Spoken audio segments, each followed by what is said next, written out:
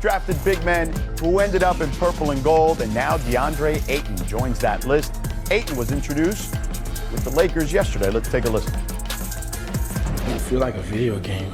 Like somebody set it up. I think somebody set this up. But like honestly, it's an opportunity that I won't take for granted. You know, Luka's a once in a generation player, and I'm happy to be his teammate. Hearing how much shape he's been in, he's super ripped, and I'm finally glad to be on this side. You know, while he's doing all of that. It's a different type of drive that I've been wanting to express for a long time.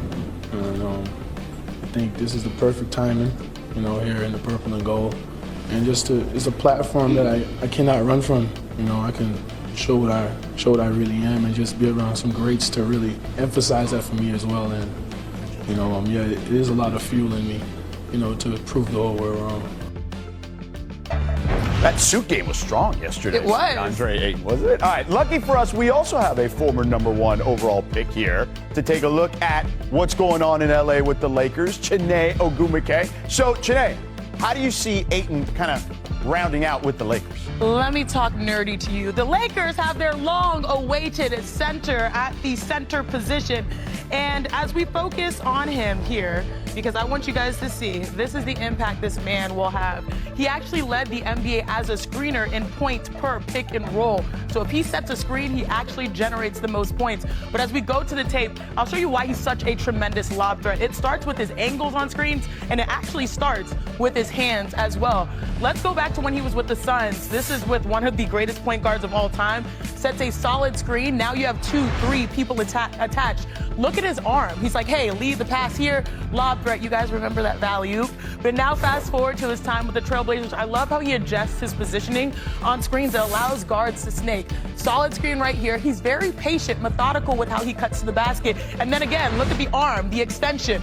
There he goes. He leads his passers. So it's simple baskets for him. And if you think about the numbers, this is the type of offense that the Lakers want to hold down.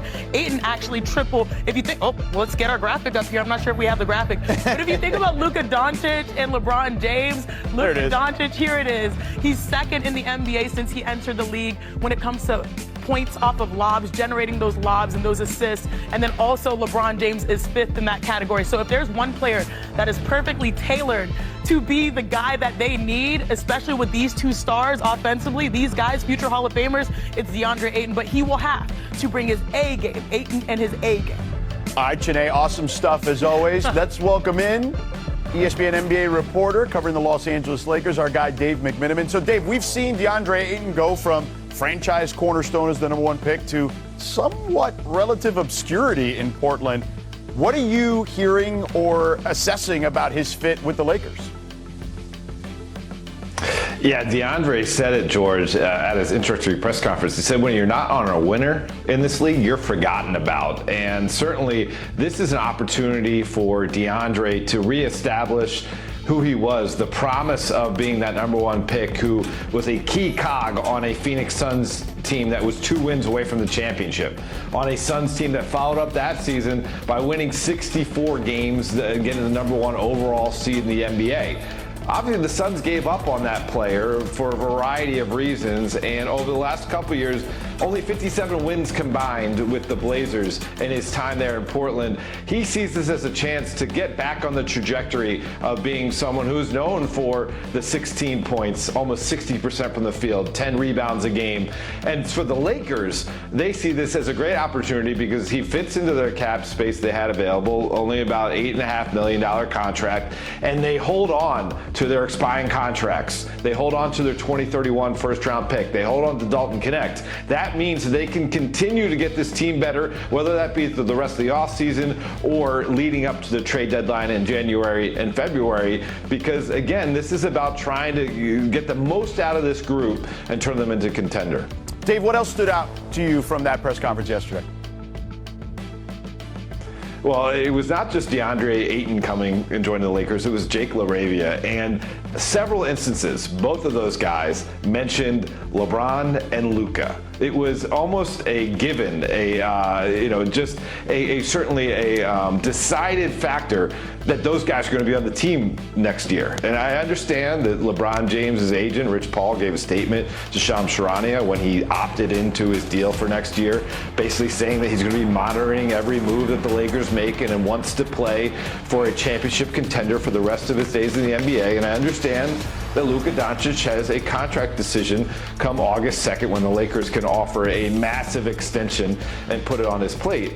But these guys, when they were surveying the market, and they both had other options out there, they're joining the Lakers under the assumption, under the given decision that both those guys are going to be on the team. And I think we need to start thinking about the 25-26 Lakers in the same manner, that we're going to be looking at a group that has the same core as last year with LeBron James, Luka Doncic, and Austin Reeves with some new faces around them. Dave, awesome stuff as always, man. Thanks for the time. All right. You got it, George. Let's take it from the court back here to the desk. All right, so Ramona, we'll start with you. The Lakers roster starting to crystallize a little bit at the moment. What needs to happen for LA to kind of take that next step? The first step is to make sure LeBron James is cool. That's fair. Okay, his social media has been subtweeting and a little angst, I guess. Welcome home hat. Welcome hat. He's in Cleveland. Proper attire. Golf. A lot of golf. A lot of golf. Yeah. Let's just make sure he's cool. But I also think they need some more perimeter defense. They lost, obviously, Dorian Finney-Smith. That was somebody they went out and traded for last season.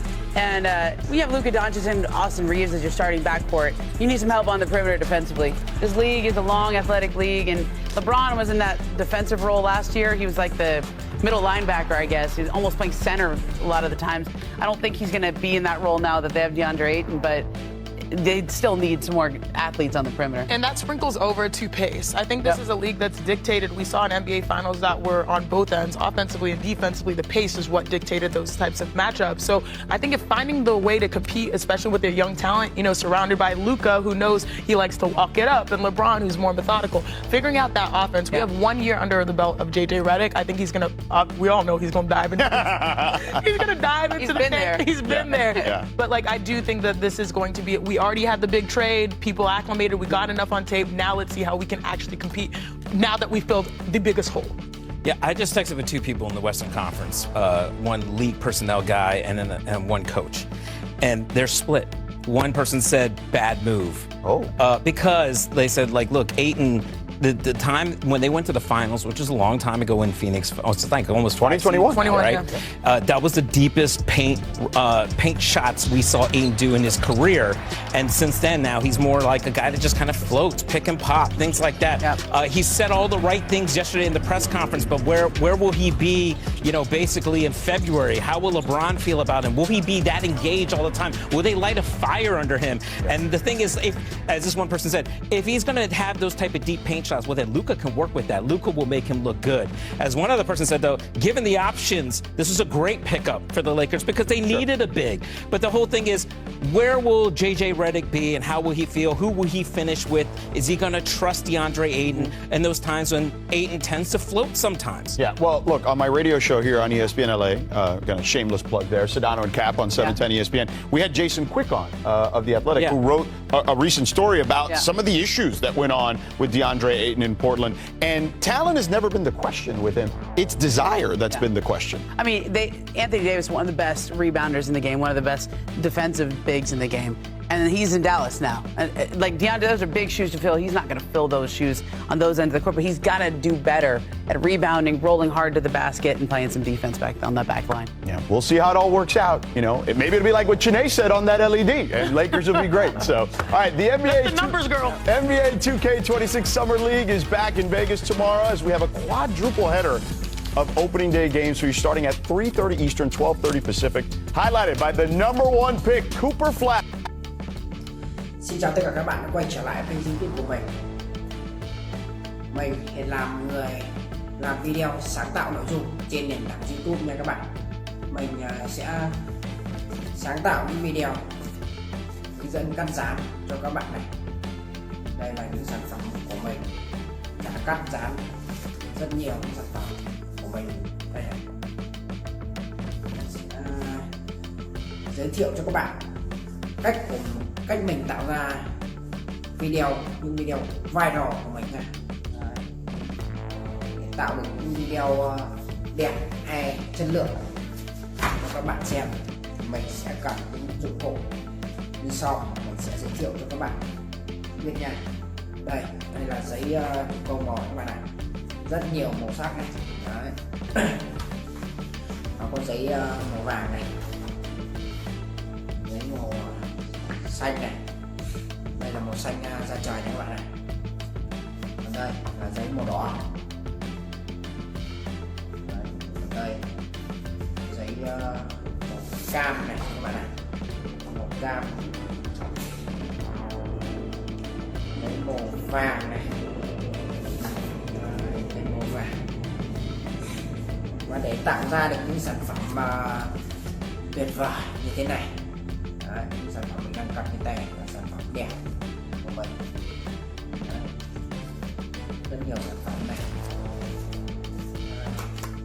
Thì mình sẽ cần những dụng cụ tiếp theo sẽ là kéo để cắt, bút dạ là để vẽ và định hình, tô thêm những sắc màu đẹp cho sản phẩm.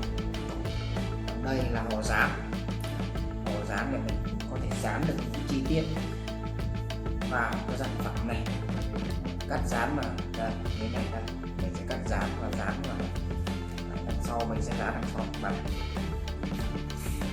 ví dụ như này. Đấy, mình sẽ cắt dán này, cắt rồi dán thêm này, để nhân cho sản phẩm đấy. Và còn những dụng cụ không thể thiếu như là đằng sau mình đây là chiếc chân kẹp điện thoại này. Đây là chiếc điện thoại để mình quay lại quá trình mình tạo ra video này. Đây là đèn hỗ trợ ánh sáng. Ở kênh của mình thì cũng đã được nhận nút bảng từ YouTube rồi các bạn này. Đây nút bảng.